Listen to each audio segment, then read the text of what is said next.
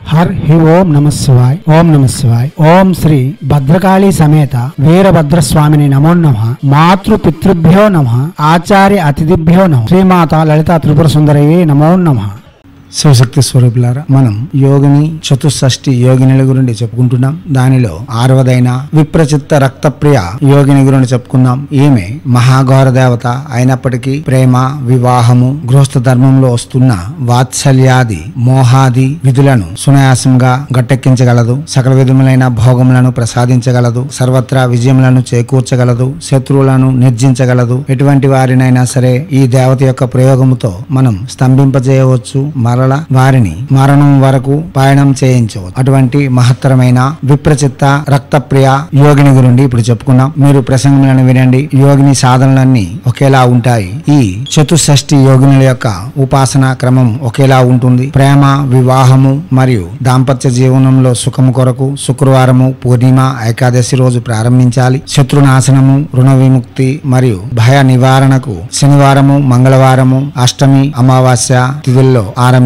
చేయవచ్చు. 21 రోజులు రోజుకి 16 మాలలు కానీ లేదా 21 రోజులో 1,00,000 జపం గాని పూర్తి చేసి విప్రచిత్త రక్తప్రియ యోగిని యొక్క అనుగ్రహంతో సకల సిద్ధులు పొందగలం. కాగా ఈమె కాళీమాత యొక్క, చాముండేశ్వరి యొక్క పరివార దేవతలలో ఒకటిగా వ్యవహరిస్తూ యక్షిని సాధనకు తోడ్పడగలదు. ఈమె సర్వత్రా సర్వ విజయములను చేకూర్చగలదు. దివ్యాత్మ స్వరూపులారా, ఈమె మంత్రము మనం 21 రోజులోగా రోజుకి 16 మాలలు గాని లేక 21 రోజులోగా 1,00,000 జపం గాని పూర్తి చేయవలసి ఉంటుంది. తొలి సంధ్య, మరుసంధ్య కులదేవతారాధన, ఇష్టదేవతారాధన పూర్తి చేసుకుని రాత్రి 10 గంటల నుండి 1 గంటలోగా ఈ మంత్ర జపం చేయాలి. పసుపు వస్త్రములు, పసుపు పూలు, పసుపు ఆసనము వేసుకొని కాళీమాత లేక చాముండేశ్వరి యొక్క పటము ఉంచి ఈ మంత్రమును ప్రత్యక్షంగా జపం చేసుకోవచ్చు. దేవతకు ముందుగా షోడశోపచార పూజ, పంచ పూజలు చేసి చేయడం వలన విశేషమైన ఫలితములు ఇవ్వగలదు. గురు సమక్షంలో నేర్చుకుని చేయడం ఇంకా విశేషమైన ఫలితములు ఇవ్వగలదు. దివ్యాత్మ స్వరూపులారా, అవగాహన పెంచుకునేందుకు ప్రసంగములను వినండి. అవగాహన పెంచుకున్న తర్వాతే జపములకు ఉపక్రమించండి. ఈ మంత్ర సాధన కూడా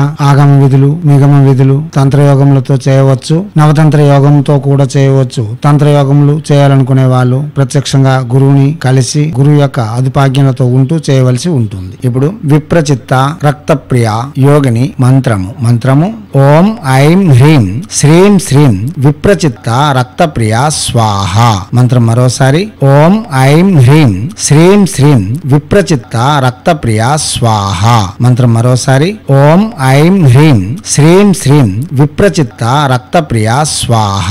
దివ్యాత్మ స్వరూపులారా, వాచిక జపమే చేయాలి. మానసిక ఉపాంశ జపం పనికిరాదు. యోగిని విద్యల యొక్క ప్రసంగములు చేసి ఉన్నాము, వినండి, అవగాహన పెంచుకోండి, తర్వాతే జపములకు ఉపక్రమించండి. ఏ యోగిని విద్య అయినా 21 రోజు తప్పనిసరి చేయవలసి ఉంటుంది. రాత్రి 10 గంటల నుండి 2 గంటలలోగా జపం చేయడం ఉత్తమం. తొలి సంధ్య, మరుసంధ్య ఇష్టదేవతను ఆరాధన చేస్తూనే ఇటువంటి జపములు చేయడం విశేషమైన ఫలితములు ఇవ్వగలదు. ఎవరైనా యోగిని సాధన చేసి తక్షణ ఫలితం పొందేందుకు ఆవశ్యకత కలిగిన ఆకర్షణ యంత్రము, యోగిని గుటికలు మరియు యోగిని యొక్క ఆకర్షణ తావీజులు, యంత్ర విధులు చేయించుకొని జపములు సాధన చేస్తాం అనుకునే వాళ్ళు మాతో ప్రత్యక్షంగా సంప్రదించవచ్చు. దివ్యాత్మ స్వరూపులారా, చేయండి. చేసి తగ్గ ఫలితములను పొంది ఎనలేని ఆనందములతో జీవితమును కొనసాగించాలని, ఐశ్వర్యయుక్తమైన, భోగయుక్తమైన, ఆనందపరమైన జీవితమును కొనసాగించాలని కోరుతూ హైందవ సనాతన ధర్మ ఋషులు అందించిన విద్యలు వినియోగించుకొని భారతీయ సంస్కృతి సాంప్రదాయాలు కాపాడుతూ ముందంజలో ఉండాలని కోరుతూ ఎప్పుడు మీ సేవలో రత్నశ్రీ హిందూ సేవ సమాజ్ ఆచార్య భీమసింగ్ రైక్మర్ ఆర్ అప్ నిఖిలానంద సాగర్ మహారాజ్.